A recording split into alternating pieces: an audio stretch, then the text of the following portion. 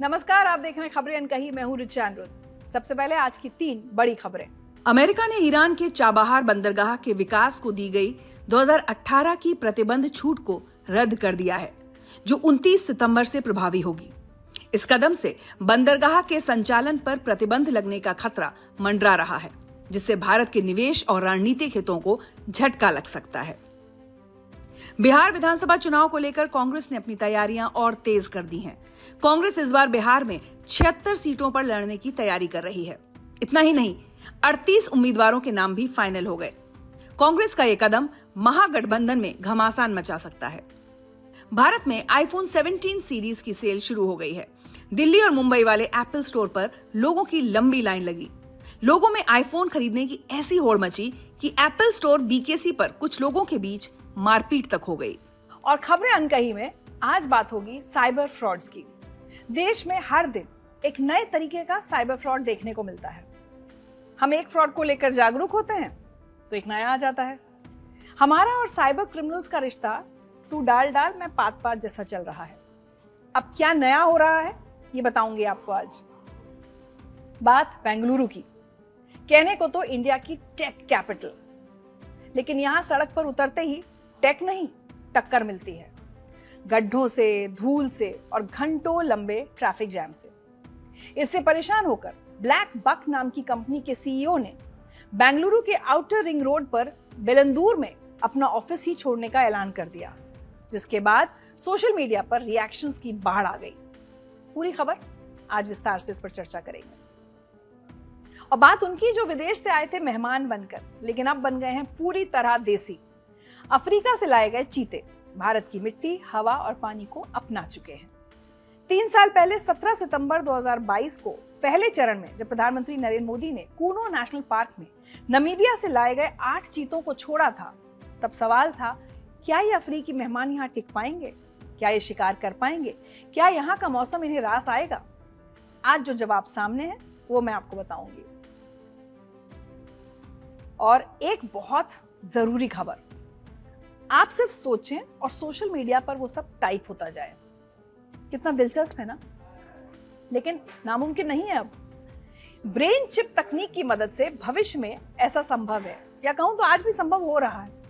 आज इसी पर बात करेंगे। पिछले 1 साल में भारत में डिजिटल पेमेंट्स का इस्तेमाल रिकॉर्ड लेवल पर पहुंचा, लेकिन इसी के साथ डिजिटल फ्रॉड्स भी डराने वाली रफ्तार से बढ़े। आज इस खबर पर मैं बात करने वाली हूं वो सिर्फ एक फ्रॉड की स्टोरी नहीं, बल्कि डिजिटल इंडिया की एक चुभती चेतावनी है। एक छोटी सी तकनीकी खामी, हजारों ट्रांजैक्शन और देखते देखते करोड़ों का नुकसान। सवाल यह नहीं कि ठग चालाक हैं, असली सवाल है कि हमारी सिस्टम सेफ्टी उनकी रफ्तार पकड़ पा रही है या नहीं। गुरुग्राम की digital payment company MobiKwik wallet में तकनीकी गड़बड़ी का फायदा उठाकर 40 करोड़ से ज्यादा का फ्रॉड करने वाले 6 लोगों को पुलिस ने गिरफ्तार किया है। पुलिस ने सस्पेक्टेड ट्रांजैक्शंस वाले करीब 3000 खाते भी फ्रीज करवाए हैं। दरअसल ये पूरा मामला एक ऐप की छोटी सी तकनीकी खामी से शुरू होता है और देखते देखते करोड़ों की साइबर ठगी में बदल जाता है। गुरुग्राम पुलिस की जांच के मुताबिक मोबीक्विक ऐप में गड़बड़ी आने पर असफल दिखने वाले ट्रांजैक्शन भी बैकएंड में सफल हो रहे थे। ठगों ने इसी ग्लिच का फायदा उठाकर कंपनी को 40 करोड़ रुपए से ज्यादा का चूना लगा दिया। अलग अलग खातों और ई वॉलेट्स के जरिए रकम घुमाई गई, जिसे इसको पकड़ा ना जा सके। कुछ खातों में बड़ी रकम आते ही तुरंत कैश निकाला गया या दूसरे खाते में ट्रांसफर कर दी गई। इसके बाद साइबर क्राइम यूनिट ने लॉग्स, आईपी एड्रेस और बैंक अकाउंट के आधार पर जांच शुरू की और नेटवर्क की पहचान की, जिसके बाद यह गैंग साइबर क्राइम यूनिट के हत्थे चढ़ा। गिरफ्तारी के साथ कई मोबाइल, सिम, एटीएम कार्ड और नकदी बरामद हुई, जबकि हजारों खातों पर रोक लगा दी गई ताकि रकम सुरक्षित रहे। कंपनी की एफआईआर में उन्हें भी आरोपी बनाया गया है जिन खातों में पैसा गया, ताकि रकम वापस लाई जा सके। इसके साथ ही आगे की जांच के लिए विशेष टीम भी बनाई गई है, जो ये पता करेगी कि ये पूरी तरह तकनीकी खामी थी या इसमें अंदरूनी मिलीभगत भी शामिल थी। देखा जाए तो डिजिटल पेमेंट बूम के साथ साथ फ्रॉड्स के तौर तरीके तेजी से बदल रहे हैं। वित्त मंत्रालय के मुताबिक फाइनेंशियल ईयर 2023-24 में यूपीआई फ्रॉड मामले 85% बढ़े और 2024-25 के सितंबर तक 6,32,000 केस रिपोर्ट हुए, जिनमें 485 करोड़ का नुकसान दर्ज हुआ। ये आंकड़े बताते हैं कि समस्या कितनी बड़ी है। यूपीआई इकोसिस्टम के दुरुपयोग से कई कंपनियां भी बड़े स्कैम की शिकार हुई। हैदराबाद में एक रिटेल चेन से 4 करोड़ की धोखाधड़ी चार्जबैक मोडस ऑपरेंडी से हुई थी। चार्जबैक का मतलब है जब कोई ग्राहक क्रेडिट या डेबिट कार्ड से किए गए लेन देन के खिलाफ शिकायत दर्ज कराता है, जिससे उसके बैंक या कार्ड कंपनी को फंड वापस करना पड़ता है। इसके अलावा नए नए स्कैम के जरिए ठगी की जा रही है, जैसे ई सिम, सिम स्वैप और केवाईसी अपडेट के नाम पर लिंक भेजकर फोन का कंट्रोल लेना और अकाउंट खाली कर देना। ई सिम फ्रॉड के केस हाल में तेजी से बढ़े हैं और बैंकों ने इसके लिए खास चेतावनी जारी की है। फर्जी work from home job offers, trading, investment और डिजिटल अरेस्ट जैसे मामले भी तेजी से बढ़े हैं। पुलिस डेटा के मुताबिक 18 से 44 साल की जो उम्र के लोग हैं, वो सबसे ज्यादा ये अपराध कर रहे हैं, ये ठगी कर रहे हैं, जो ठगी की गई रकम को क्रिप्टो करेंसी में बदल देते हैं, फिर उसको ट्रेस करना नामुमकिन हो जाता है। इतना ही नहीं, ताजा रिपोर्ट्स बताती हैं कि कई बैंक या संस्थाओं के अपने ही लोग, सिस्टम के लोग हैं, वही कस्टमर डेटा बेच रहे हैं, जिससे टारगेटेड स्कैम और आसान हो जाते हैं। इस साइबर ठगी से बचने के लिए आपको याद रखना है कि किसी के साथ ओटीपी, यूपीआई पिन या रिमोट ऐप कभी शेयर ना करें, क्योंकि कोई बैंक या आरबीआई ये सब नहीं मांगता। केवाईसी, रिफंड, कुरियर या बिल के लिए किसी लिंक पर क्लिक ना करें, सिर्फ ऑफिशियल ऐप या साइट पर जाएं। ई सिम या सिम बदलाव सिर्फ कंपनी के आधिकारिक स्टोर से ही कराएं। अगर आपके साथ किसी तरह की धोखाधड़ी होती है तो 1930-1930 पर तुरंत कॉल करें। एनसीआरपी पोर्टल पर शिकायत डालें, साथ ही बैंक को फौरन ब्लॉक रिक्वेस्ट दें। डिजिटल इंडिया की रफ्तार शानदार है, लेकिन इस हाईवे पर सबसे जरूरी है सेफ ड्राइविंग, यानी डिजिटल हाइजीन। टेक्नोलॉजी मजबूत है, मगर खेल भरोसे का है। एक क्लिक से नुकसान, एक सावधानी से बचाव, चॉइस हमारी है। भारत के टेक और स्टार्टअप हब बेंगलुरु में एक यूनिकॉर्न कंपनी अपना ऑफिस शिफ्ट कर रही है। कारण कोई टैक्स या पावर कट नहीं, क्राइम नहीं, बल्कि सड़क के गड्ढे और ट्रैफिक है। ब्लैक बक नाम की कंपनी के सीईओ का कहना है कि सड़कें गड्ढों से भरी हैं और उन्हें ठीक करने की इच्छा किसी में दिख नहीं रही। अगले 5 साल में भी कुछ बदलता नहीं दिखता। ब्लैक बक 2015 में शुरू हुई भारत की बड़ी डिजिटल ट्रैकिंग प्लेटफॉर्म कंपनी है, जो शिपर्स और ट्रक ऑपरेटर्स को टेक के जरिए जोड़ती है। इसे यूनिकॉर्न वैल्यूएशन मिला, 2024 के आखिर में लिस्ट हुई और 2025-26 के पहले क्वार्टर में मजबूत ग्रोथ और मुनाफा रिपोर्ट किया। मतलब बिजनेस सही चल रहा है। असल दिक्कत इंफ्रास्ट्रक्चर की है। कंपनी के सीईओ राजेश याबाजी ने सोशल मीडिया पर लिखा, और मैं आपको पढ़कर सुनाती हूं कि उन्होंने क्या लिखा। ORR Bellandur has been our office plus home for last 9 years, but it's now very, very hard to continue here. We have decided to move out. Background: average commute for my colleagues shot up to 1.5 hours one way. Roads full of potholes and dust, coupled with lowest intent to get them rectified.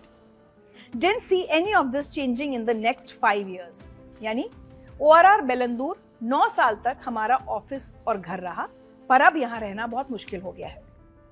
औसतन 1.5 घंटे से ज्यादा की एक तरफा commute है हमारे employees की। गड्ढों और धूल से भरी सड़कें और उन्हें ठीक करने का कम इरादा या इरादा ना के बराबर। इसलिए बेलंदूर लोकेशन हमें छोड़नी पड़ेगी, क्योंकि अगले 5 साल में भी हमें कुछ बदलता यहाँ नहीं दिख रहा। इस पोस्ट के बाद सोशल मीडिया पर खूब रिएक्शंस आ रहे हैं। लोग सड़कों को डेथ ट्रैप बता रहे हैं। नेटिजन्स ने याबाजी का साथ दिया, इसे वर्कर्स के हित में लिया गया कदम बताया। तो वहीं इन्फोसिस के पूर्व CFO मोहनदास पाई ने इसे गवर्नेंस की नाकामी कहा। बायोकॉन की किरण मजूमदार शॉ ने इमरजेंसी स्टेप्स की मांग की। ग्रेटर बेंगलुरु IT और इंडस्ट्रीज एसोसिएशन के महासचिव कृष्ण कुमार गौड़ा ने कहा कि ORR पर इंफ्रास्ट्रक्चर की अनदेखी गंभीर चिंता है। लीडिंग फर्म्स का हटना बताता है कि सरकार को तुरंत दखल देना चाहिए। हम सड़कों, मेट्रो कनेक्टिविटी और पब्लिक यूटिलिटीज को सुधारने के लिए साफ रोड मैप चाहते हैं और शहर की टेक कैपिटल वाली पहचान वापस लेने के लिए सहयोग को तैयार है। सोशल मीडिया पर हल्ला मचा तो कर्नाटक सरकार की तरफ से भी रिएक्शन आया। डिप्टी सीएम डीके शिवकुमार ने नवंबर तक गड्ढे भरने की डेडलाइन दी और 182 सड़कों के 349 किलोमीटर ब्लैक टॉपिंग यानी डामरीकरण के ऑर्डर की बात कही। साथ ही उन्होंने सड़कों के सुधार और निर्माण के लिए 100 करोड़ की राशि आवंटित की। बेंगलुरु म्यूनिसिपल कॉर्पोरेशन खर्च बढ़ा रहा है, फिर भी हालात बिगड़ रहे हैं। 2024-25 में करीब 1,78,000 स्क्वायर मीटर गड्ढे भरे गए, जो उसके पिछले साल से 63% ज्यादा है। पर बारिश के बाद पैचवर्क जल्दी फेल हो जाता है या कहें कि उसकी असलियत सामने आ जाती है।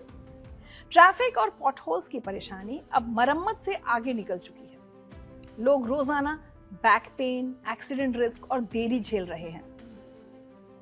सिल्क बोर्ड से केआरपुरम तक करीब 60 किलोमीटर लंबा आउटर रिंग रोड ORR 1996 से 2002 के बीच चरणों में बनाया गया था।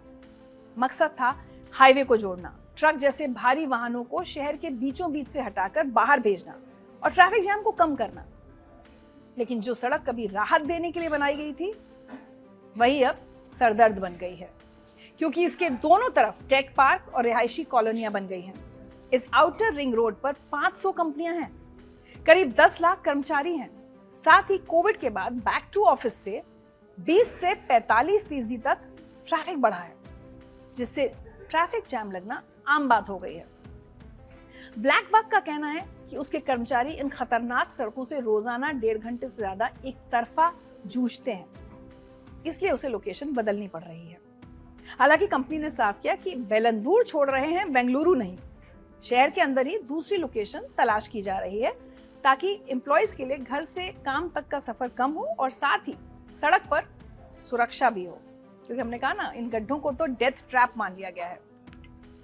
इस बीच कंपनी को दूसरे शहरों से न्योते भी आ रहे हैं। जैसे आंध्र प्रदेश के मंत्री ने उन्हें वाइजैग आने का ऑफर दिया है। ये सिर्फ एक कंपनी की परेशानी नहीं, ये बताता है कि इंफ्रास्ट्रक्चर इशू देश के स्टार्टअप इकोसिस्टम की प्रोडक्टिविटी और टैलेंट रिटेंशन पर सीधा असर डाल रहे हैं। ब्लैक बक का ये फैसला उस समय आया जब 3 स्कूली बच्चों का बस में उछलते डगमगाते सफर का वीडियो वायरल हुआ, जिसने शहर की सड़कों की हकीकत बयां कर दी। बच्चों ने ये वीडियो खुद रिकॉर्ड किया था। इस वीडियो को जिसने भी देखा वो हैरान रह गया। हालांकि हादसों से बचाव के लिए गड्ढे भरने के लिए एक समय सीमा निर्धारित कर दी गई है। बड़े पैमाने पर डामरीकरण और पुलिस को भी गड्ढों की लोकेशन रिपोर्ट करना जैसे कदम अनाउंस हुए हैं। पर पिछले रिकॉर्ड दिखाते हैं कि खर्च बढ़ने के बावजूद टिकाऊ क्वालिटी और समय पर काम पूरा करना चुनौती बन रहा है। यही भरोसे का संकट पैदा करता है। तो कहानी साफ है, टेक सिटी की स्पीड सड़कों के गड्ढों से स्लो हो गई है। एक यूनिकॉर्न का ऑफिस शिफ्ट करना सिर्फ पता बदलना नहीं, बल्कि एक मैसेज है कि जब सड़कें टूटती हैं तो इकोनॉमी की रफ्तार भी टूटती है। अब नजर सरकार की डेडलाइन पर है। क्या नवंबर तक गड्ढे सच में भरे जाएंगे या ये भी एक और पैचवर्क बनकर रह जाएगा?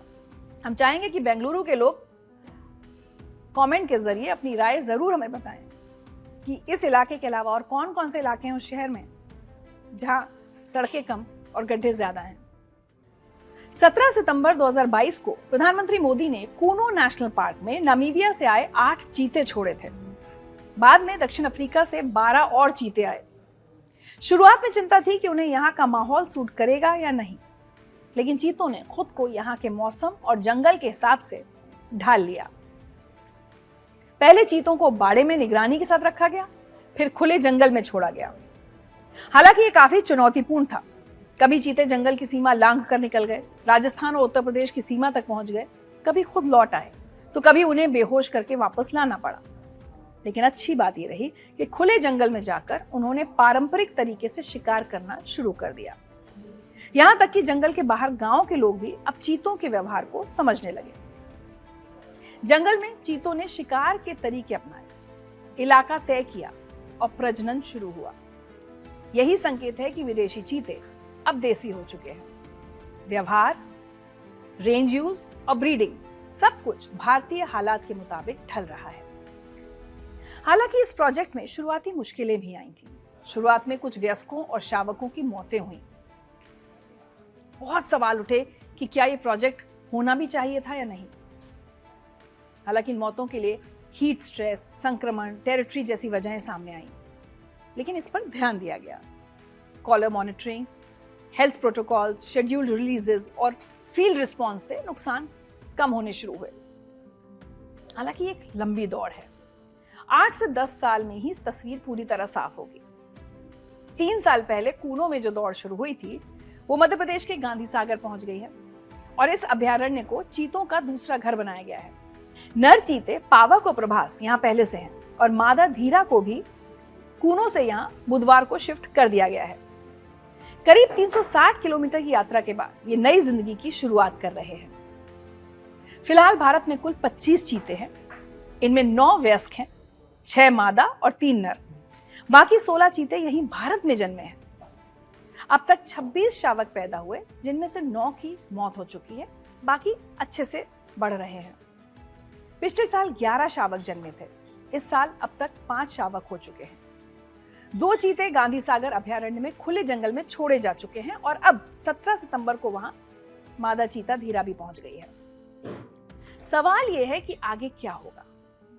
अब भारत सरकार चीतों की नई खेप लाने की तैयारी में है। इसके लिए बोत्सवाना, केन्या और दक्षिण अफ्रीका के साथ बातचीत चल रही है। मकसद है जेनेटिक डाइवर्सिटी को बनाए रखना। इसके लिए मल्टी साइट मॉडल पर काम हो रहा है, यानी कूनो, गांधी सागर और आगे चिन्हित नए स्थलों पर छोटे छोटे समूह बसाए जाएंगे। जरूरत पड़ने पर इन साइट्स के बीच चीतों का नियंत्रित आदान प्रदान होगा ताकि आबादी टिकाऊ रहे। आज दुनिया में जंगली चीते ज्यादातर अफ्रीका में पाए जाते हैं, दक्षिण, पूर्व और कुछ मध्य अफ्रीका तक। एशियाई चीते अब लगभग सिर्फ ईरान में ही बचे हैं। भारत में चीतों को 1952 में विलुप्त घोषित कर दिया गया था। अब अफ्रीकी उपप्रजाति को वैज्ञानिक तरीके से यहाँ बसाया जा रहा है। वैसे चीतों का रिश्ता भारत से नया नहीं है। संस्कृत में चीते को चित्रक कहा गया। आईने अकबरी में जिक्र है कि मुगल सम्राट अकबर के पास 1000 से ज्यादा चीते हुआ करते थे। यानी इतिहास गवाह है कि चीते हमारी संस्कृति और परंपरा का अहम हिस्सा रहे हैं।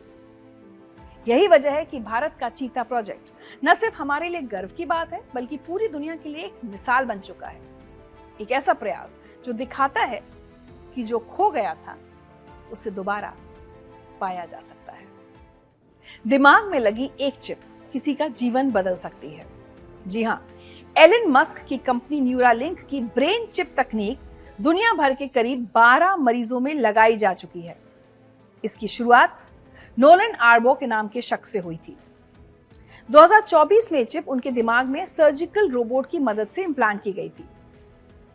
नोलन एक एक्सीडेंट के बाद कंधों से नीचे तक पैरालाइज्ड हो गए थे और उनके लिए सामान्य जीवन लगभग नामुमकिन हो गया था। लेकिन न्यूरालिंक की चिप ने उनको फिर से एक उम्मीद दी। अब वो बिना किसी की मदद के कंप्यूटर चला सकते हैं, वीडियो गेम खेल सकते हैं, ऑनलाइन पढ़ाई कर सकते हैं और कुछ इलेक्ट्रॉनिक चीजें भी नियंत्रण में रख सकते हैं। न्यूरालिंक की चिप में हजारों सूक्ष्म इलेक्ट्रोड होते हैं जो दिमाग की कोशिकाओं यानी न्यूरॉन्स से जुड़ जाते हैं। जब भी व्यक्ति मन में कोई काम सोचता है तो दिमाग में बनने वाले इलेक्ट्रिकल सिग्नल्स ये चिप पकड़ लेती है। फिर मशीन लर्निंग एआई सॉफ्टवेयर की मदद से उन सिग्नल्स को डिजिटल कमांड में बदल देती है। ऐसे में अगर मरीज सिर्फ सोच ले कि माउस का कर्सर दाईं ओर जाए तो वास्तव में कर्सर स्क्रीन पर दाईं ओर ही चला जाएगा। नोलन ने घंटों तक गेम्स खेले, शतरंज खेली और कंप्यूटर का इस्तेमाल किया, वो भी बिना अपने हाथ पैर हिलाए, केवल सोच के दम पर। हालांकि शुरुआत में इसमें कुछ चुनौतियां भी आईं। डिवाइस के लगभग 85% थ्रेड्स दिमाग से बाहर निकल गए थे, जिससे कुछ समय तक सिस्टम का नियंत्रण सही नहीं रहा। लेकिन इंजीनियर्स ने इसे फिर से कैलिब्रेट किया और नोलन ने फिर अधिकतर फंक्शनैलिटी हासिल कर ली। न्यूरालिंक की टीम मशीन को और अधिक सुरक्षित और भरोसेमंद बनाने में जुटी है। इस बीच कंपनी लगातार नए देशों में अपनी तकनीक का विस्तार कर अपनी क्लिनिकल ट्रायल टीम्स में मरीजों की संख्या बढ़ा रही है। 2025 तक अमेरिका, कनाडा, ब्रिटेन और संयुक्त अरब अमीरात में ट्रायल चल रहे हैं। कंपनी का लक्ष्य है कि साल के अंत तक और 20-30 मरीजों को ये इम्प्लांट लगाया जाए। इसके लिए न्यूरोलॉजिकल डिसऑर्डर जैसे लकवा या ALS से पीड़ित लोगों को प्राथमिकता दी जा रही है, ताकि वे अपने विचारों से डिजिटल डिवाइस और इंटरनेट का इस्तेमाल कर सकें। ये डिवाइस पूरी तरह से वायरलेस है और इसे सर्जिकल रोबोट की मदद से दिमाग में लगाया जाता है, जिससे बाहरी तारों की जरूरत नहीं पड़ती। अब तक जितने मरीजों को चिप लगाई गई है, उन्होंने इसकी मदद से 15,000 घंटे से भी ज्यादा समय के लिए डिवाइस का इस्तेमाल किया है और हर दिन इसे औसतन 10 घंटे तक चलाया है। एक्सपर्ट्स कहते हैं कि ये तकनीक अभी विकास के दौर में है, पूरी तरह से परखी नहीं गई है और आगे इसे बहुत सावधानी के साथ ही बाजार में लाया जा सकेगा। इसमें नैतिक और मेडिकल सुरक्षा समेत ढेरों चुनौतियां बाकी हैं, जैसे डेटा की प्राइवेसी, लंबे वक्त तक इस्तेमाल का असर, लागत वगैरह वगैरह। इसके बावजूद नोलन जैसे मरीजों के लिए न्यूरालिंक ने उम्मीद की नई किरण तो पैदा कर ही दी है। वो अब अपने जीवन में कुछ नया करने, पढ़ने और कारोबार जैसे कामों के बारे में सोच सकते हैं। एक समय जो बातें केवल साइंस फिक्शन में मुमकिन लगती थी, न्यूरालिंक के जरिए आज की हकीकत बन रही हैं। न्यूरालिंक आने वाले समय में कई बड़े और दिलचस्प कदम उठाने की तैयारी में है। कंपनी का सबसे बड़ा लक्ष्य है कि वो 2031 तक 20,000 लोगों में अपनी ब्रेन चिप इम्प्लांट कर सके और इस तकनीक से $1 अरब से ज्यादा का रेवेन्यू हासिल करे। इसके लिए कंपनी 5 बड़े क्लिनिक्स खोलने की योजना बना रही है, जहां न्यूरालिंक की अलग अलग 3 डिवाइस टेलीपैथी, ब्लाइंड साइट और डीप सामने लाई जाएंगी। टेलीपैथी नाम की डिवाइस लकवा और बाकी गंभीर बीमारियों के मरीजों को दिमाग से कंप्यूटर या मशीन कंट्रोल करने की सुविधा देती है। ब्लाइंड साइट उन लोगों के लिए है जो देख नहीं सकते, ताकि उन्हें दृष्टि वापस मिल सके, और डीप नामक डिवाइस पार्किंसन और कपकपी जैसी बीमारियों का इलाज करने के लिए बनाई जा रही है। कंपनी ने 2029 तक अमेरिका से अपनी टेलीपैथी डिवाइस के लिए रेगुलेटरी मंजूरी पाने का टारगेट रखा है और हर साल 2000 इम्प्लांटेशंस की योजना पर काम हो रहा है।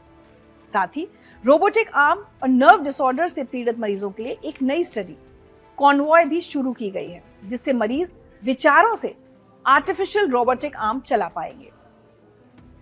भविष्य में न्यूरालिंक का सपना यही नहीं थमेगा। Company memory transfer, brain to brain communication, brain से मशीन और मशीन से ब्रेन कनेक्शन और यहां तक कि डिजिटल दुनिया को सीधे दिमाग से एक्सेस करने जैसी तकनीकों की दिशा में रिसर्च कर रही है। आगे चलकर इसका इस्तेमाल लकवाग्रस्त लोगों को बोलने में मदद, नजर लौटाने, मेमोरी या भाषा स्किल को डायरेक्ट ब्रेन में डाउनलोड करने के लिए भी किया जा सकता है। हालांकि ये सब अब भी रिसर्च और डेवलपमेंट के स्तर पर है, लेकिन हर इम्प्लांट के साथ ये भविष्य थोड़ा और करीब आता दिख रहा है। तकनीक की तेजी से बढ़ती दुनिया में न्यूरालिंक जैसी खोज निश्चित ही चौंकाती है। इंसान का मन ही उसके लिए सबसे बड़ी ताकत है और अब मशीनें उस ताकत को पकड़कर उसे बाहर लाने लगी हैं।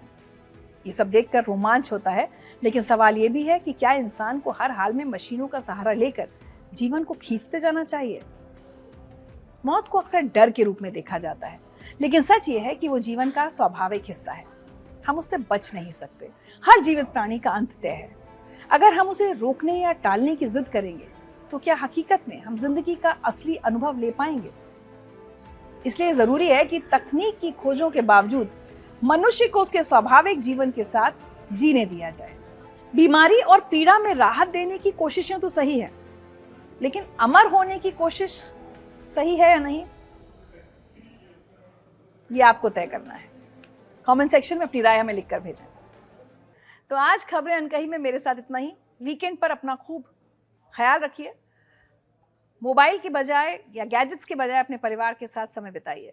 सोमवार को आपसे मुलाकात होगी। ख्याल रखिए।